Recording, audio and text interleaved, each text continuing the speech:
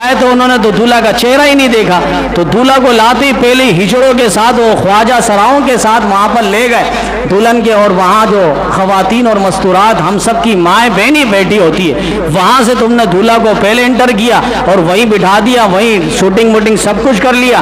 یہ بے حیائی کا بہت بڑا ایک لحاظ سے طوفان تھا۔ انہیں اس انداز میں صرف گانے کی بات نہ کرو، انہیں تکلیف نہیں ہوگی۔ تو ایسی مجلس علماء دین فرماتے ہیں کہ جب آپ کو پتا ہو کہ وہاں گانا، وہاں اختلاطی نظام، مرد و زن کا اختلاط ہوگا۔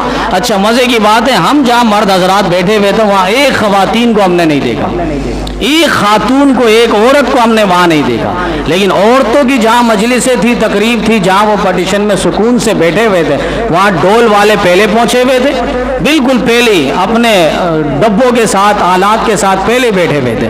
اور اس کے بعد وہاں جو خواجہ سراؤں کا ایک جم غفیر تھا، چونکہ عورتوں کو میلے میں جو مرد جاتے ہیں ان کو ہم خواجہ سرائی کہتے ہیں، وہ ان کے ہی دل دادا ہے، اور دولہا کے بہانے وہ سارے وہاں پر پارسل ہوا، یہاں نہ ایک نے بھی دولہا کا چہرہ نہیں دیکھا۔ ہم کھانا کھانے آئے، دولہا کا کم از کم چہرہ تو دیکھے۔ یہ ہوتا ہے اصل محبت کی بات، جنہیں جن سے محبت ہو، تجھے جدی پسند مجھے جدا پسند، تجھے خودی پسند مجھے خدا پسند۔ جسے خدا اور رسول پسند ہوگا وہ ایسی دعوتوں کو لاکھ مرتبہ ٹھکرائے گا۔ کیا وہ انہوں نے اگر کچھ کھائے، ہم نے سوکھی روٹی کھائی، ہمارا الحمدللہ اس سے زیادہ بہتر پیٹ بھرا، اور اس پر ہم نے شکر ادا کیا۔ اللہ تعالیٰ نے ہمیں ایک بہت بڑے گناہ سے اور دلدل سے اللہ تعالیٰ نے بچایا۔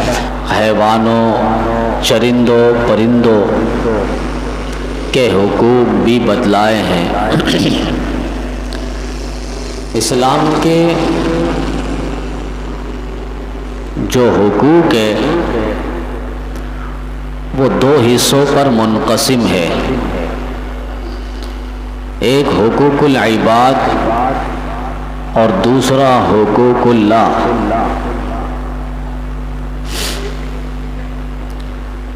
شیخ ابو طاہر محمد بن علی المکی رحمۃ اللہ علیہ اپنی کتاب قوت القلوب کے اندر لکھتے ہیں کہ بہت سے اور زیادہ تر لوگ اپنے گناہ نہیں، دوسروں کے گناہ کے سبب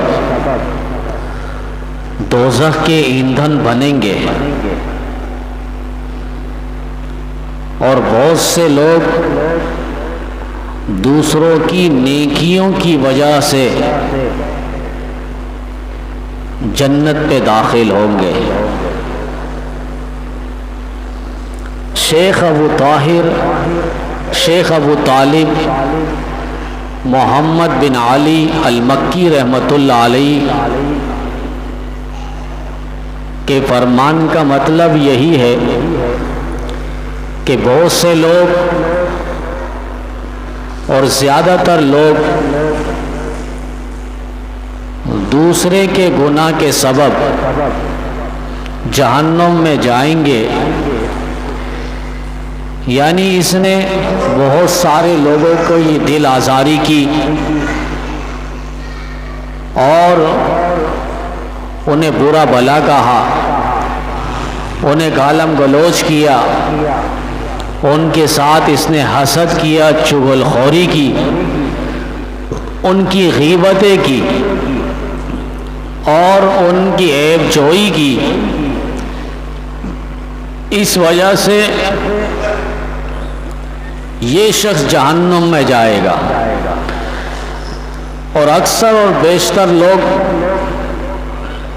اپنی نیکیوں کی وجہ سے نہیں، دوسروں کی نیکیوں کی وجہ سے جنت کے مستحق ہوں گے، چونکہ یہ دوسرے کے ساتھ اچھائی کے ساتھ برتاؤ کیا، اخلاق کے ساتھ پیش آیا، دوسروں کو اس نے خوش رکھا، غمخواری کی، ہمدردی کی، میانہ روی کی، دوسروں کے اچھائی کے اندر یہ شریک رہا، ان کے غم کے اندر، خوشی کے اندر یہ شریک رہا،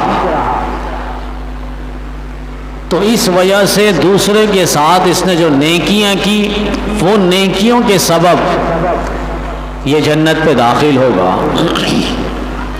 اور اللہ تعالیٰ کے یہاں جو نامہ اعمال کا رجسٹر اور دفتر ہے، اس میں بھی فرمائیں کہ 3 قسم کے دفتر ہے اور رجسٹر ہے. ایک تو وہ رجسٹر اور دفتر جس میں لکھا ہے کہ کچھ بھی بخشا نہ جائے گا. نمبر 2 کچھ بھی پرواہ نہ کیا جائے گا. اور نمبر 3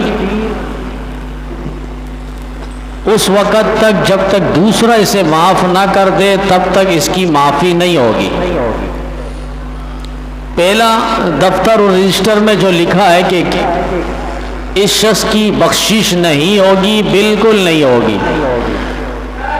لکھا ہے کہ یہ وہ کافر ہیں جنہوں نے اللہ کی توحید کا، رسالت کا، خالقیت کا، مالکیت کا انکار کیا. یہ کافر لوگ جنہیں اللہ تعالیٰ بالکل معاف نہیں کریں گے. اِنَّا أَعْتَدْنَا لِلظَّالِمِينَ نَارًا، اللہ نے ایسے ظالموں کے لیے اور کافروں کے لیے جہنم کی دہکتی ہوئی آگ کو تیار کر رکھا ہے. اور کچھ پرواہ نہ کیا جائے گا دوسرے وہ لوگ فرمایا جنہوں نے حقوق اللہ کے اندر تلفی کی، نماز، روزہ، حج، زکوٰۃ، اس کے اندر اس نے کمی کوتاہیاں کی.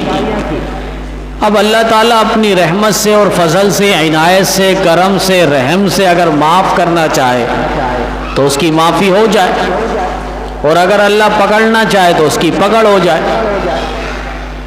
یہ دوسرے لوگ ہیں. تیسرے لوگ وہ جو کسی پر ظلم کرتا ہے یا اس کی حق تلفی کرتا ہے، اس کا حق لیتا ہے، چھینتا ہے، کھاتا ہے. فرمایا ایسا شخص جب تک وہ اس کو معاف نہ کرے تب تک بارگاہ الہی سے بھی اس کی معافی نہیں ہوگی. تو یہ بہت نازک مرحلہ ہے جسے ہم حقوق العباد کہتے ہیں، بندوں کے حقوق. اور امام الانبیاء صلی اللہ علیہ وسلم نے کئی موقع پر یہ حقوق بتلائے ہیں. حضرت ابو ہریرہ رضی اللہ تعالیٰ عنہ کی حدیث ہے کہ نبی کریم صلی اللہ علیہ وسلم نے فرمایا مسلمان کا مسلمان پر 5 حق ہے.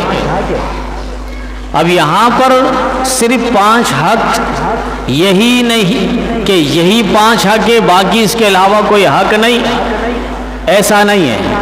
فرمایا اور بھی حقوق نبی کریم صلی اللہ علیہ وسلم نے موقع محل کی مناسبت سے کبھی نبی علیہ السلام نے زیادہ حقوق بتلائے، کبھی کم بتلائے، کبھی 5 بتلائے، کسی حدیث میں 6 بھی ہے، کسی میں 7 بھی ہے.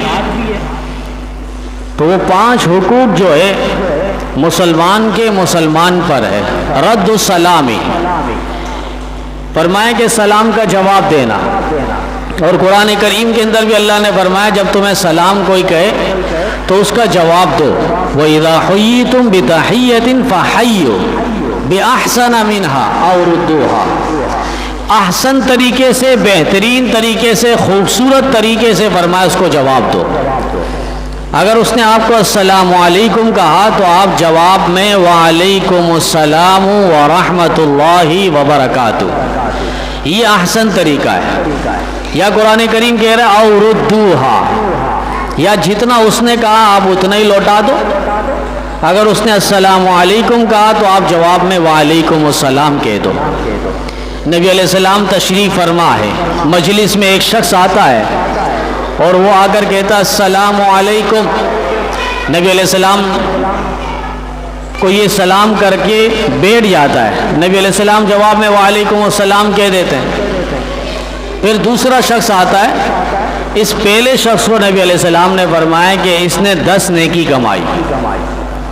پھر دوسرا آتا ہے، وہ کہتا السلام علیکم ورحمۃ اللہ. اب وہ بھی ایک طرف بیٹھ جاتا ہے. نبی علیہ السلام فرماتے ہیں کہ اس نے 20 نیکیاں کمائی. پھر مجلس میں ایک تیسرا شخص آتا ہے اور وہ آنے کے بعد سلام کرتا ہے السلام علیکم ورحمۃ اللہ وبرکاتہ. اب نبی علیہ السلام فرمانے لگے اس نے 30 نیکیاں کمائی.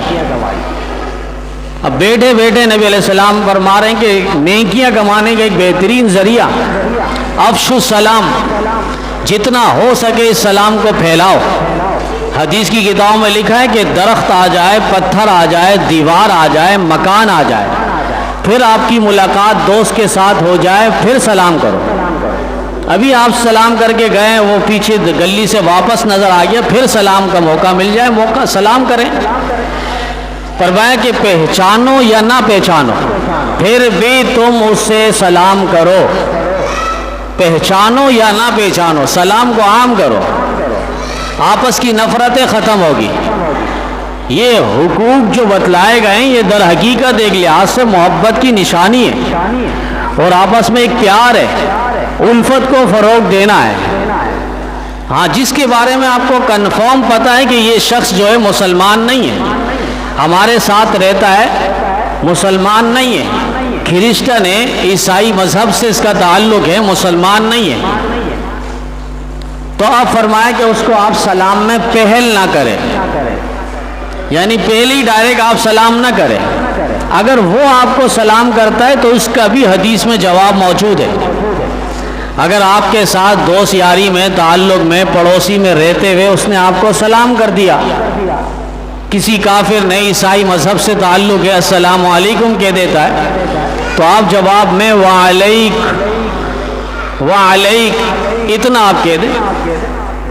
نبی علیہ السلام جب شاہان عرب کو اور دنیا کے سلاطین اور بادشاہوں کو خط لکھا کرتے تھے، ظاہر بات ہے وہ مسلمان نہیں تھے، نبی علیہ السلام پر ابھی ایمان لائے نہیں ہیں، نبی علیہ السلام نے دعوت کے خطوط بھیجے ان کے پاس، تو نبی علیہ السلام نے وہاں سلام نہیں لکھا، ایک جملہ لکھا ہے، والسلام علی من اتبع الہدی، والسلام علی من اتبع الہدی، کہ اس پر سلامتی ہو جو ہدایت کے راستے کی پیروی کرے، جو حق و سچ دعوت اور اسلام دین کی پیروی کرے، مانے، اتباع کرے، اس پر سلامتی ہو۔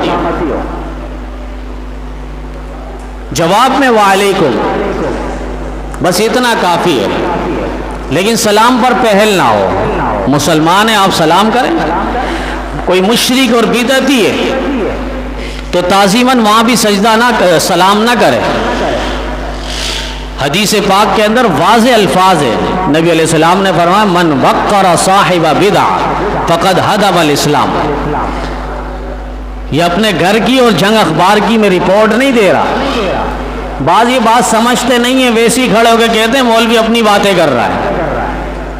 حدیث کی کتاب ہے، زاد الطالبین چھوٹی حدیث کی کتاب ہے، اس کو بھی کھولیں گے تو یہ حدیث آپ کو وہاں بھی مل جائے گی۔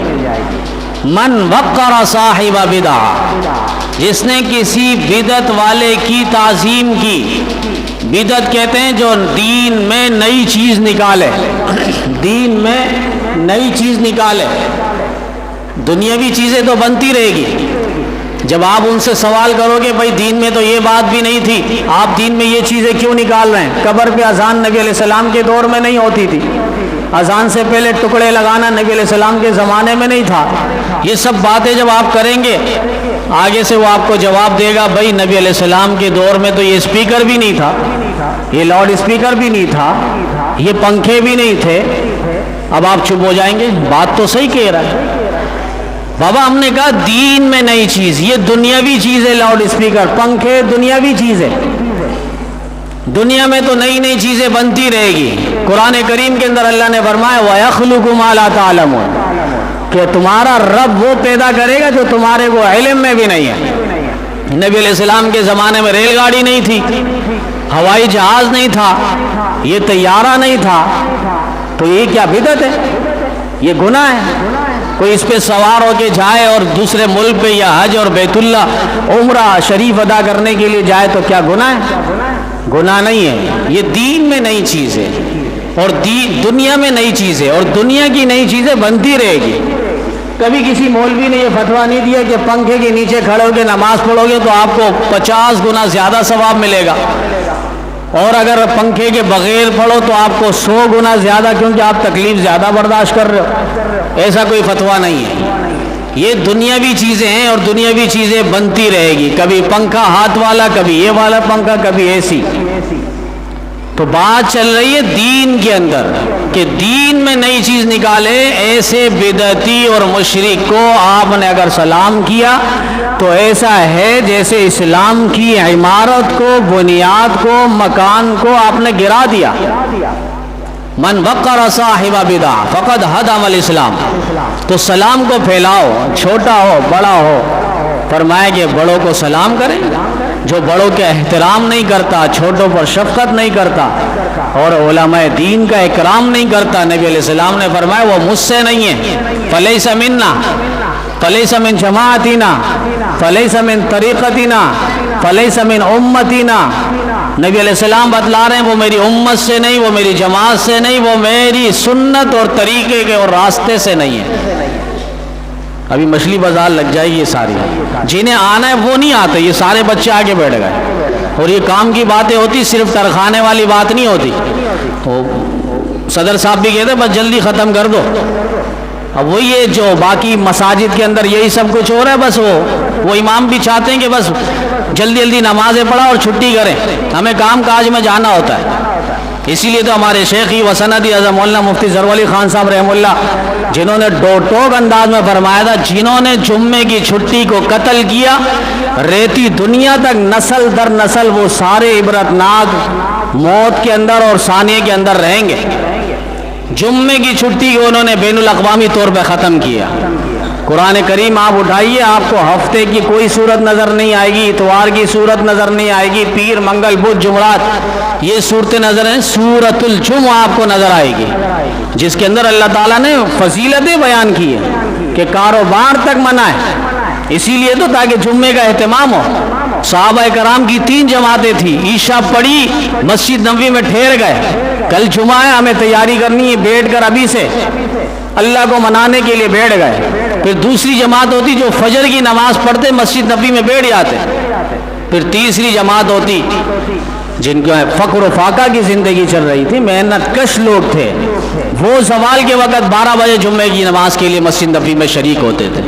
اور ہمارے ہاں چوتھی جماعت ہے کہ دوسری اذان کے بعد امام جب نماز کے لیے کھڑا ہو تب ہم جمعے کے لیے آئیں گے۔ اسی لیے سارے اماموں نے چھٹی کر لی اور انہوں نے کہا کہ کوئی بیانات کی ضرورت نہیں، بس اول وقت میں نماز جمعہ ہو اور اس کے بعد ختم ہو۔ یہ ساری تیاریاں ہوتی ہیں کہ دین اسلام کے ایک ایک مغز کو، ایک ایک روح کو اور ایک ایک تشنگی کو لے کر ہم یہاں بیٹھتے ہیں، اور یہ آواز آپ کو پتہ نہیں کہاں کہاں تک پہنچ رہی ہے، کہاں کہاں تک پہنچ رہی ہے۔ یہ ساری معلومات ہے دین اسلام سے متعلق، ہمیں ازبر ہونی چاہیے، ازبر ہونی چاہیے۔ رد السلام، نبی علیہ السلام نے فرمایا سلام کو جتنا ہو سکے پھیلاؤ، لیکن کافر کو نہیں۔ کافر کو اگر احتراماً سلام کیا، کہ علامہ آلوسی نے بھی لکھا پھر یہ شخص کافر ہو جائے گا، کافر کے دل میں اس کی عظمت ہے، کافر کو سلامتی کی دعا آپ کیوں دے رہے ہیں؟ وہ تو اللہ کو سلام مانتا ہی نہیں ہے، اللہ کی سلامتی میں حفاظتی میں آتا ہی نہیں ہے، اسے شوق ہی نہیں ہے، وہ کلمہ شہادت نہیں پڑھ رہا، اللہ کی توحید کی گواہی نہیں دے رہا، اللہ سے پیار نہیں ہے، نام بڑے لے گا، رسول اللہ صلی اللہ علیہ وسلم کی ختم نبوت پر اس کا ایمان نہیں ہے، یقین نہیں ہے، وہ ایمان کیوں نہیں لا رہا، کلمہ شہادت کیوں نہیں پڑھ رہا؟ جس رسول اللہ کے ہوتے ہوئے آدم بھی آگے نہیں بڑھ رہے، نوح کی مجال نہیں ہے مصلی پہ آگے بڑھے، ابراہیم جیسے جد الانبیاء تمام پیغمبروں کے دادا، جو بعد میں آنے والے تمام پیغمبروں کے دادا، وہ بھی آگے نہیں بڑھ رہے، عیسیٰ روح اللہ جیسے پیغمبر آگے نہیں بڑھ رہے۔ معراج کی شب بیت المقدس میں نبی علیہ السلام کے ہاتھ مبارک پکڑ کر جبریل نے فرمایا تقدم یا محمد، اے محمد کریم آپ آگے بڑھیے، اور آپ ہی کی لائق اور شان ہے، کریمی ہے کہ آپ آگے بڑھیں گے اور سارے نبیوں کی امامت کروائیں گے۔ معراج تو اللہ نے اسی لیے کروائی ہے تاکہ ہمارے نبی کے سر پر امامت کا تاج بھی رکھے، ختم نبوت کا تاج بھی رکھے، کہ کسی نبی کی مجال نہیں ہے وہ آگے بڑھے۔ اگر کوئی امام سے آگے بڑھتا اس کی نماز نہیں ہوگی، آگے تو دور کی بات ہے، اگر امام کے برابر بھی کوئی کھڑا ہوگا اس کی بھی نماز نہیں ہوگی۔ اللہ بتلانا چاہ رہے ہیں اس نبی سے آگے تو چھوڑو برابر بھی کوئی نہیں ہے. وَرَفَعْنَا لَكَ ذِكْرَكَ، پیغمبر آپ کے ذکر کو ہم نے شان کو، مقام کو، منقبت کو، فضیلت کو بہت بلند و بالا کیا ہے. اتنا بلند ہے بس یوں سمجھ لو رب کی توحید کے بعد اس کائنات میں اگر کسی کا سکہ اور ڈنکا بجتا ہے تو امام الانبیاء صلی اللہ علیہ وسلم کی ذات عالی ہے. لوگ ویسے ہی کہتے ہیں شوشہ چھوڑتے ہیں اپنی دکانیں چمکانے کے لیے، نبی کو نہیں مانتے. رد السلامی وعیادت المریض، نبی علیہ السلام نے دوسرا حق بتلائے مسلمان کا، دوسرے مسلمان پر حق ہے کہ اگر وہ بیمار ہو جائے تو اس کی زیارت کرے، اس کی عیادت کرے. 70,000 فرشتے اس کی مغفرت کی دعائیں کرتے ہیں جو شخص جا رہا ہوتا ہے. یہ زیادہ تر وہ لوگ جو رشتہ دار ہیں، تعلق دار ہیں، پڑوسی ہے، اسے معلوم ہے میرا فلاں بھائی دوست بیمار ہے، رشتہ دار بیمار ہے، تو اس کی زیارت کرے، عیادت کرے، ہو سکے تو اس کی صحت یابی کے لیے دعا بھی کرے، اور مزید گنجائش اللہ نے حیثیت دی ہے تو کچھ خدمت کے لیے لے جائے جو اس کی ضروریات ہے. اس بیماری میں اس کو جو چیز ضرورت ہے، پھل فروٹوں میں، چیزوں میں یا نقدی پیسوں میں، اس کو اس طور پہ فرمائیں گے خدمت کرے. لیکن اتنا نہیں کہ وہ بیچارہ پریشان ہو کہ اس کے سامنے صبح سے لے کر شام تک یہ شخص آ کے بیٹھا، یہ جا نہیں رہا کہ کہیں سے کوئی چیزیں آ رہی تو یہ بھی کاٹ کے دے رہا. زیادہ مریض تو کچھ نہیں کھا رہا، سارا یہی کھا رہا ہے. عبداللہ بن مبارک رحمۃ اللہ علیہ جنہیں زندگی کے اندر امیر المؤمنین فی الحدیث کا لقب ملا ہے، امیر المؤمنین فی الحدیث، 10 لاکھ حدیثوں کا حافظ، اور یہ شاگرد امام اعظم ابو حنیفہ رحمۃ اللہ علیہ کے. لوگ کہتے ہیں امام اعظم ابو حنیفہ رحمہ اللہ کو حدیثیں نہیں آتی تھی، فقہ آتی تھی، یعنی مسائل نکالتے تھے. 12,90,000 مسائل نکالے کیسے؟ ذرا آپ سوچے تو صحیح، 12,90,000 مسائل. آپ وضو کے مسائل اٹھاتے ہیں، غسل کے مسائل اٹھاتے ہیں، نماز کے 120 مسائل ہیں، آپ وہ اٹھائیں دیکھیں. لیکن آپ حدیث کی کتابوں میں نکالیں گے تو آپ کو ایک حدیث میں ایک مسئلہ ادھر نظر آئے گا، ایک ادھر نظر آئے گا، ایک 50 صفحے بعد نظر آئے گا. لیکن یہ امت پر بہت بڑا احسان اسی نے تو کیا، امام اعظم ابو حنیفہ رحمۃ اللہ علیہ، جنہوں نے ساری حدیثوں کو سامنے رکھ کر ایک مجموعے کے طور پر اس امت کے گود میں وہ سارے مسئلے ایک ساتھ رکھ دیے. اور نبی علیہ السلام نے اسی لیے ایک موقع پہ فرمایا تھا، بخاری کی حدیث ہے، لو کان الدین عند ثریا لذهب بابناء الفارس، اگر اوج ثریا پر ستارے پر بھی دین لٹکا ہوا ہو، اتنا مشکل ہو کہ امت کی پہنچ وہاں تک نہ ہو کہ وہ وہاں اوج ثریا پر جائے اور اس مسئلے کو نکال کر امت کو بتائے.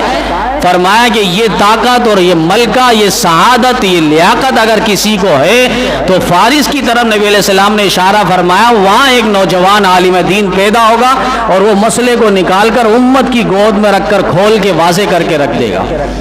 امام سفیان ثوری رحمۃ اللہ علیہ جو فارس کے بہت بڑے بڑے ائمہ ہیں، انہوں نے اتفاق کیا اس بات پر کہ فارس میں جو نوجوان عالم دین پیدا ہوا ہے وہ امام اعظم ابو حنیفہ رحمۃ اللہ علیہ. بیت المسجد نبوی میں آپ جائیں، وہاں دیکھیں گے تو آپ کو کچھ ستونوں کے بعد نعمان بن ثابت کے نام سے ایک ستون نظر آئے گا، ایک پلر نظر آئے گا، اور وہ نعمان بن ثابت انہی کا نام ہے. امام اعظم ابو حنیفہ رحمۃ اللہ علیہ جنہوں نے 12,90,000 مسائل نکالے، 12,90,000 مسائل، اور انہی کے شاگرد امیر المؤمنین فی الحدیث عبداللہ بن مبارک رحمۃ اللہ علیہ، اور یہ استاذ ہے امام بخاری رحمۃ اللہ علیہ کی، محمد ابن محمد ابن اسماعیل بخاری شریف جو اصح الکتب بعد کتاب اللہ.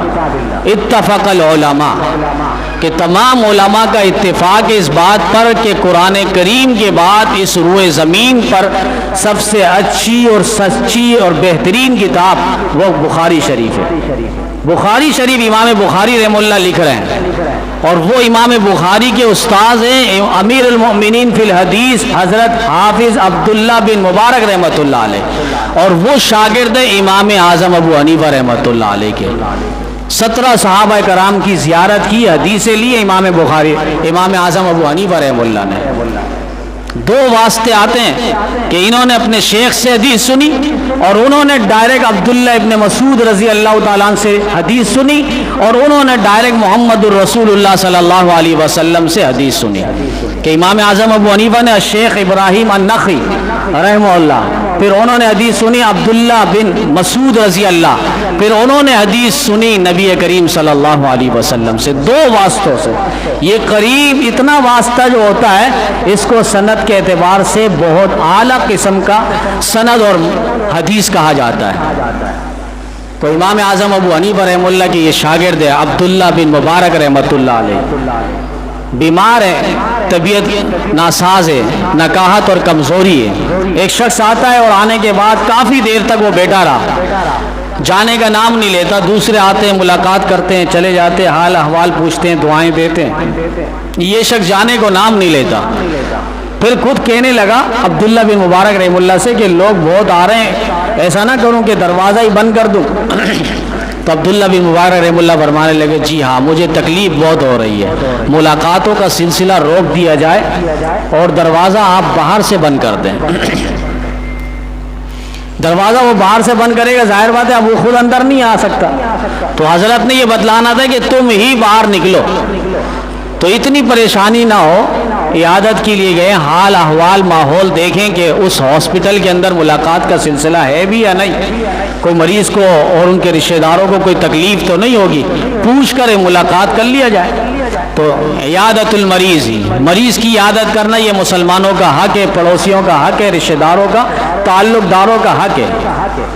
وَاتِّبَاعُ الْجَنَائِزِ، جنازے کی پیروی کرنا، جنازے کے پیچھے جانا، جنازہ میت ہے علاقے میں اس کے جنازہ پڑھیں، اور ہو سکے تو اگر قبرستان نہیں بھی جا سکتے تو آپ ساتھ ساتھ کچھ قدم تک چلے جائیں، بس تک چلے جائیں، آپ کے کام مصروفیات ہے ٹھیک ہے، لیکن کم از کم اگر نہیں ہوتا تو کم از کم قبرستان میں آخری آرام گاہ تک پہنچائے۔ فرمائے 2 قرات اسے نیکی کا اللہ تعالیٰ دیں گے۔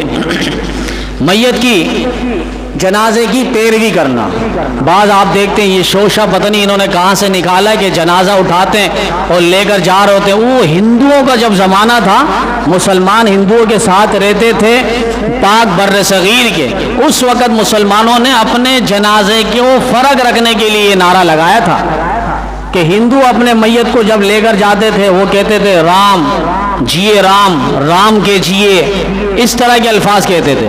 لیکن مسلمانوں نے کہا ہمارا جنازہ جائے تاکہ پتہ چلے مسلمانوں کا جنازہ ہے، تو اب کیا کریں؟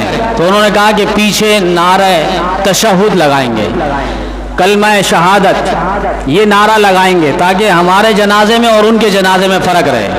تو مسلمانوں نے اس وقت یہ نعرہ لگایا، لیکن اب تو مسلمان کنٹری، سوسائٹی، علاقہ ہے، محلہ سب جانتے ہیں، تو اب نعرے کی کیا ضرورت ہے؟ تو کلمہ شہادت یہ جملہ نہ کہا جائے۔ منہج الواضح جو ابھی راہ سنت کے نام سے کتاب ہے، حضرت مولانا سرفراز خان صفدر رحمۃ اللہ علیہ، انہوں نے وہاں ایک بات ذکر کی اور فرمایا کہ 3 آواز اور 3 جملے اور چیخنا چلانا اللہ تعالیٰ کو پسند نہیں ہے۔ نمبر 1، قرآن پاک کی تلاوت ہو رہی ہو تو اس کے سامنے چیخنا چلانا، آوازیں کسنا، جملے نکالنا، باتیں کرنا اللہ کو پسند نہیں ہے۔ وَإِذَا قُرِئَ الْقُرْآنُ فَاسْتَمِعُوا لَهُ، جب قرآن پڑھا جائے تو اس کو کان کے دریچے کھول کے سنو، اللہ فرما رہے قرآن کریم کے اندر۔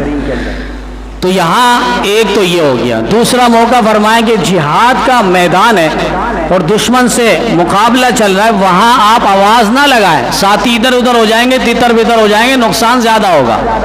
تیسرا مرحلہ جنازے کے پیچھے چیخنا، کلمہ شہادت پڑھتے نہیں ہے ویسے، حالانکہ یہ اس وقت ہونا چاہیے جب دنیا سے یہ شخص جا رہا تھا، جان کنی کا عالم تھا، قریب المرگ تھا، نزا کی کیفیت تھی، فرمایا اس وقت آپ نے یہ پڑھنا تھا تاکہ یہ میت جو دنیا سے جا رہا ہے اسے کلمے کی توفیق ہو جاتی، کلمہ پڑھ لیتا۔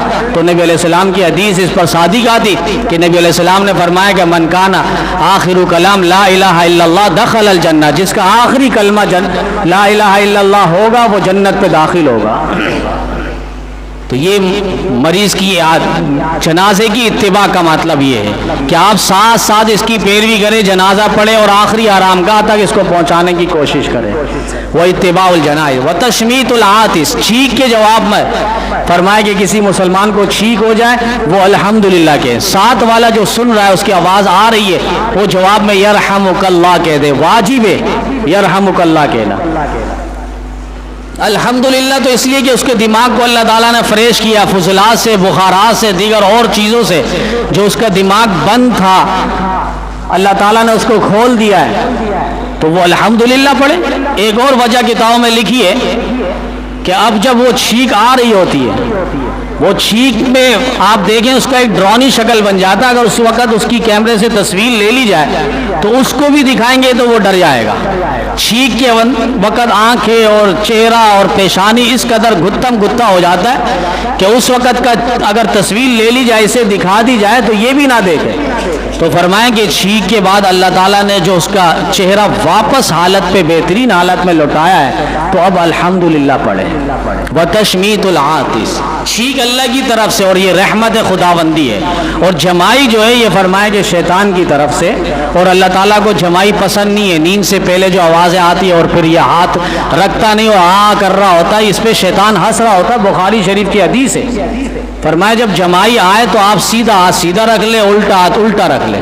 نماز میں جب قیام میں ہو کھڑے ہو تو اب چونکہ آپ کا ہاتھ اوپر ہے تو اس لیے سیدھا ہاتھ رکھ لیں۔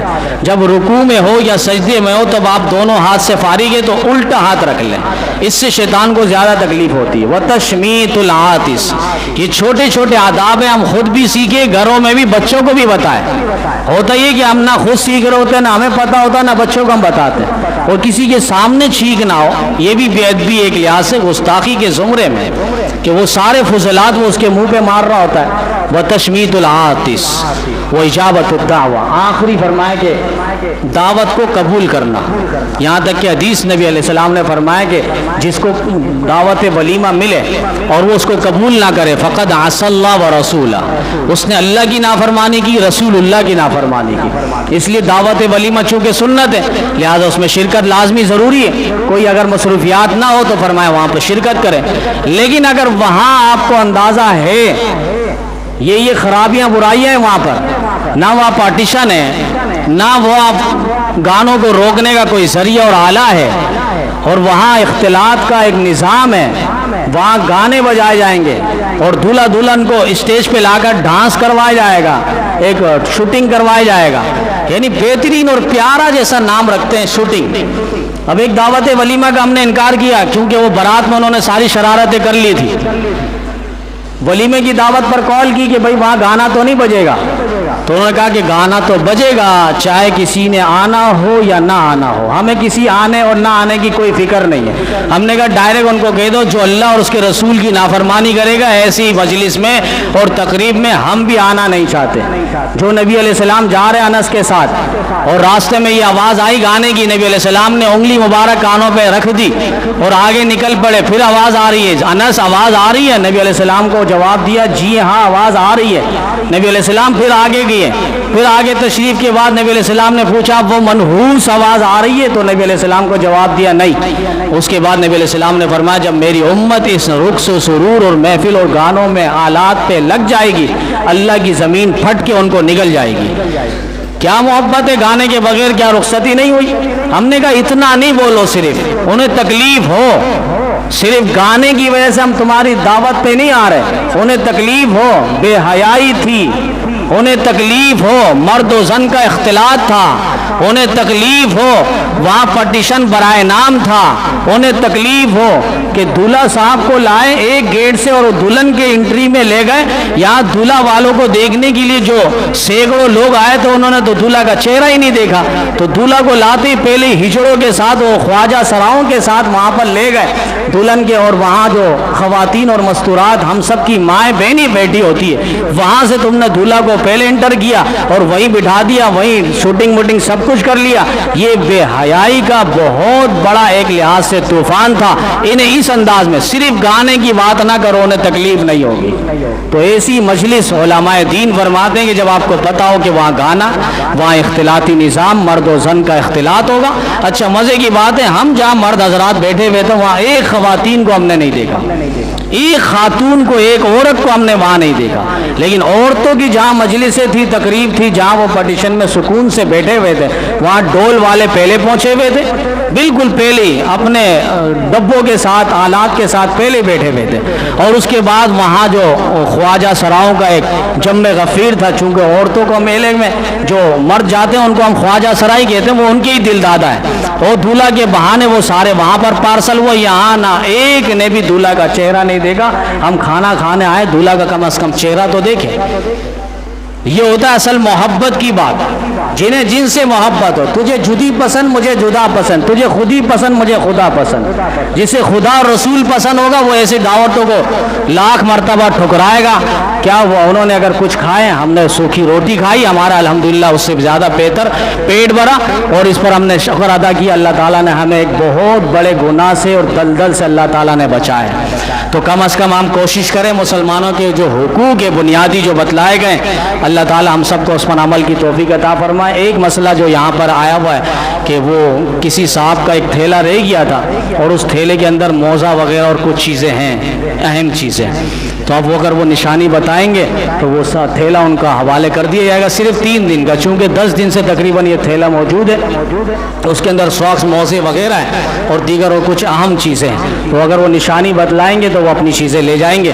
اور اس کے ساتھ ساتھ جو مسجد کے حوالے سے بنیادی کام کا آغاز ہے, وہ میرے خیال سے ہمارے صدر صاحب شاید ڈھیلا پڑ گئے ہیں یا کمزور پڑ گئے. اللہ تعالیٰ انہیں ہمت عطا فرمائے. اور جو جذبہ کے ساتھ, جس ولولے کے ساتھ مسجد کے حوالے سے بات ہوئی تھی کہ دشت و دشت دریا بھی نہ چھوڑے ہم نے, بحر ظلمات میں دوڑا دیے گوڑے ہم نے. ہم ان صحابہ کرام کے پیروکار ہیں اور ان صحابہ کرام کی اتباع کرنے والے جنہوں نے آگے نہیں دیکھا کچھ بھی. اللہ سے کہہ دیا, اللہ اگر تیرا ایک بندہ بھی آگے بچتا ہے نا تو ہم اس دریا کے اندر بھی اپنے گھوڑے دوڑا دیں گے, ہمیں کسی کی کوئی پرواہ نہیں ہے. پھر تاریخ نے دیکھا, علامہ اقبال کو بھی قلم اٹھانا پڑا اور انہوں نے کہا کہ صحابہ کرام نے گھوڑے دریاؤں پہ ایسے دوڑا دیے کہ آپ کی شاہراہوں پہ آپ کی گاڑیاں اتنی نہیں بھاگتی. اور تاریخ نے یہ بات بھی لکھی ہے کہ صحابہ کے گھوڑے جب کنارے پر پہنچے تو ان کے گھوڑے کے خر بھی گیلا نہیں تھے. اسی کو دیکھ کر علامہ اقبال نے یہی فرمایا تھا کہ دشت و دشت دریا بھی نہ چھوڑے ہم نے, بحر ظلمات میں دوڑا دیے گھوڑے ہم نے. اللہ تعالی ہم